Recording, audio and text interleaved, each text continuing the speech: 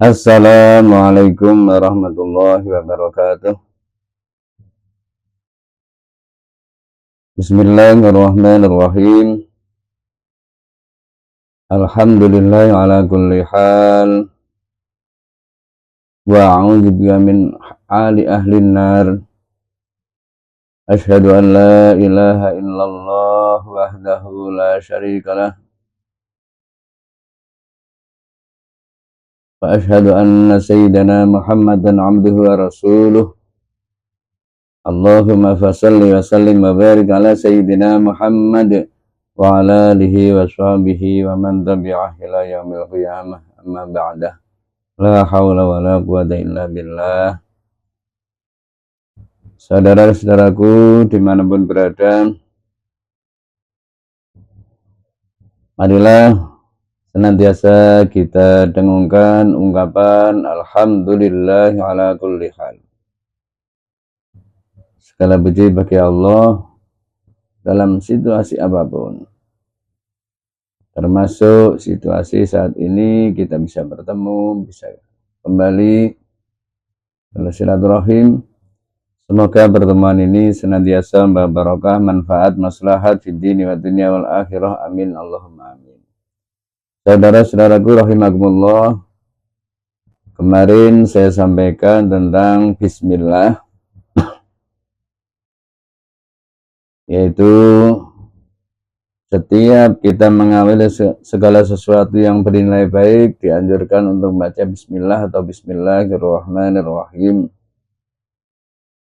yang dengan membaca itu hasil yang akan kita dapati di pekerjaan yang kita lakukan akan membuahkan keberkahan, akan membuahkan kemanfaatan yang banyak. Lebih-lebih kalau kita jiwai, kita renungi tentang kandungan bismillah. Bahkan menurut ulama ahli tasawuf mengatakan bahwa dengan terjiwainya bismillah yang mendarah mendaging, yang meyakini bahwa segala sesuatu semua itu yang berperan aktif adalah Allah, sampai mengatakan ma nazartu syai'an illa wa ra'aitu Allah fihi aw qablahu. Saya tidak melihat segala sesuatu kecuali yang saya lihat itu di dalamnya ada Allah atau sebelumnya, sampai sejauh itu. Maka dari itu marilah kita membiasakan untuk melafadzkan bismillah yang mungkin selama ini kita anggap satu yang remeh, satu yang biasa. Mari kita membiasakan diri untuk mengawalinya dengan bismillahirrahmanirrahim. Saudara-saudaraku, kali ini saya akan menyampaikan dengan Alhamdulillah.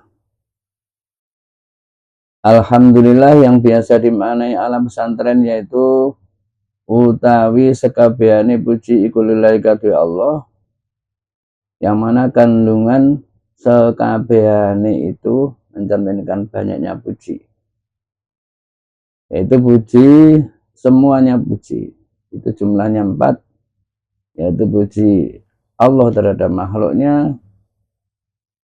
Ya, yang pertama Allah kepada Allah, Allah kepada makhluknya, makhluk kepada Allah, makhluk kepada makhluk.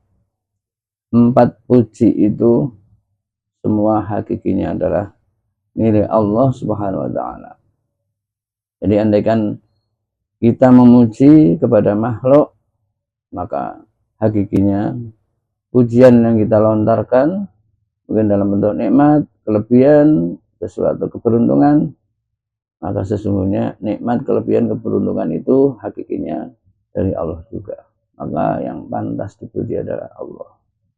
Oleh karena itu di saat kita memuji kepada seseorang misalnya, maka kita dahulukan Alhamdulillah. Misalnya kita diberi uang oleh Mbah Kaji, maka kita bilang Alhamdulillah matur suwun Mbah Kaji panjenengan tepot-tepot maringi kula. Mugi-mugi diwales pangeran. Nah, jadi tetap kita dahulukan alhamdulillah. Ya. Meskipun demikian, kita juga tidak boleh mengabaikan atas kebaikan orang lain. Jangan lantas karena kita tahu hakikatnya semua dari Allah, di saat kita diberi sesuatu, lantas yang memberi itu kita abaikan, kita hanya mengucapkan alhamdulillah tanpa memujinya, itu juga sesuatu yang keterlaluan. Karena apa? Sebenarnya memuji kepada makhluk sebagai bukti juga kita bersyukur kepada Allah Subhanahu wa taala. Karena ada ungkapan man lam yashkurin nas lam yashkurillah. Barang siapa yang tidak berterima kasih kepada makhluk, kepada manusia, maka samanya juga tidak berterima kasih kepada Allah Subhanahu wa taala. Saudara-saudaraku, dari 4 pujian itu punya konotasi sesuatu yang baik, sesuatu yang menguntungkan, sesuatu yang membahagiakan. Pokoknya segala sesuatu yang kesannya adalah baik. Lebih dari itu, marilah kita pahami tentang puji, tentang ungkapan beliau Nabi bahwa pernah mengatakan alhamdulillah ala kulli hal. Artinya apa? Ternyata memuji itu tidak hanya dalam kondisi yang baik, tidak hanya dalam kondisi yang keberuntungan. Meskipun sedang kena musibah, malapetaka, kesusahan, dirundung sesuatu yang menyedihkan, kita juga dianjurkan untuk memuji kepada Allah Subhanahu wa taala. Nah, ini yang kita rasa sulit untuk menjalankannya. Oleh karena itu, dalam rangka mempraktekkan agar supaya dalam kondisi yang menyusahkan pun kita bisa memuji, marilah sejenak kita renungkan dan kita pahami masalah ini. Kenapa di saat kita sedang kena musibah misalnya, kita juga dianjurkan untuk memuji? Coba kita analogikan, contohnya begini. Andaikan ada seorang anak yang mungkin dipukul oleh orang tuanya. Bayangkan, pemukulan ini tentu orang tuanya tidak atas dasar karena benci, karena memang ingin mencelakai, jelas itu. Sekali lagi jelas bukan atas dasar itu. Yang paling jelas, yang hampir pasti atau pasti, sangat mungkin sih orang tua karena memberi peringatan, karena memberi pelajaran, karena mendidik. Artinya semuanya tujuannya adalah baik. Seperti ini bisa kita kiaskan terhadap kita terhadap Allah. Artinya di saat kita kena musibah, malapetaka, sesuatu yang menyedihkan, marilah ini kita pahami, sangat mungkin atau boleh jadi kita sedang diingatkan oleh Allah. Mungkin saat itu kita sedang nyeleweng. Sangat boleh jadi karena kita mendapat pelajaran. Sangat boleh jadi kita akan diangkat derajat kita. Semuanya serba mungkin. Dan kita anggap dan harus kita yakini bahwa sesuatu yang sedang terjadi ini adalah sesuatu yang terbaik untuk kita. Nah, inilah yang harus kita biasakan, harus kita latih agar supaya kita tidak sekonyong-konyong atau tidak sesegera mungkin untuk menilai baik, untuk menilai jelek. Karena sebenarnya meskipun kesannya menyedihkan, menyusahkan, malapetaka, ketahuilah bahwa itu adalah proses. Ketahuilah bahwa itu tindakan Allah untuk menyelamatkan kita, untuk memperbaiki kita. Karena Allah bagaimanapun punya sifat Ar-Rahman, Ar-Rahim, punya sifat Rabb, tarbiyah, mendidik kita. Dan demikian pula diabadikan dalam setengah ayat, penggalan ayat, bahwa Allah di sifatnya Alladzi ahsana kulla syai'in khalaqah. Allah adalah zat yang segala apa yang diperbuat adalah terbaik. Segala sesuatu yang terbaik pasti hasil karya Allah. itu harus kita yakini. Maka andaikan kita memahami ini, dan seharusnya kita memahami ini, kita akan mudah untuk menjalankan dengan ungkapan alhamdulillah ala kulli hal. Segala puji bagi Allah dalam segala kondisi.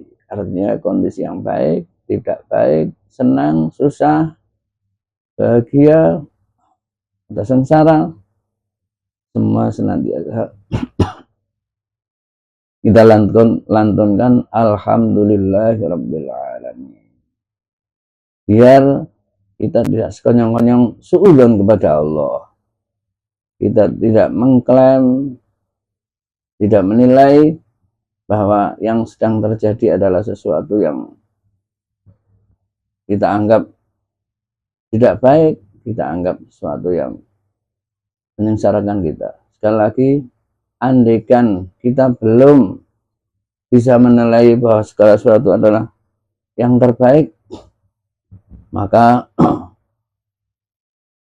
marilah kita upayakan dan kita yakini bahwa di saat kita sedang dirundung kesusahan, harus kita sadari bahwa saat itu sedang diproses oleh Allah untuk dijadikan bahwa sesuatu yang terjadi adalah yang terbaik.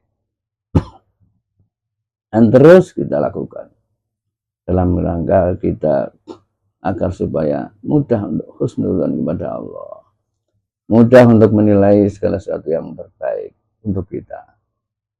Nah, itu tentu sesuatu yang berat, karena apa yang kita nilai yang sering terjadi itu sesuatu yang kasat mata, sesuatu yang kelihatan jelek langsung kita nilai jelek, sesuatu yang kelihatan menyusahkan kita anggap sesuatu menyusahkan, padahal hakikinya semua adalah dalam tarbiyah Allah, semua dalam didikan Allah, semua dalam rangka Allah mengatur kehidupan ini agar semua baik-baik saja.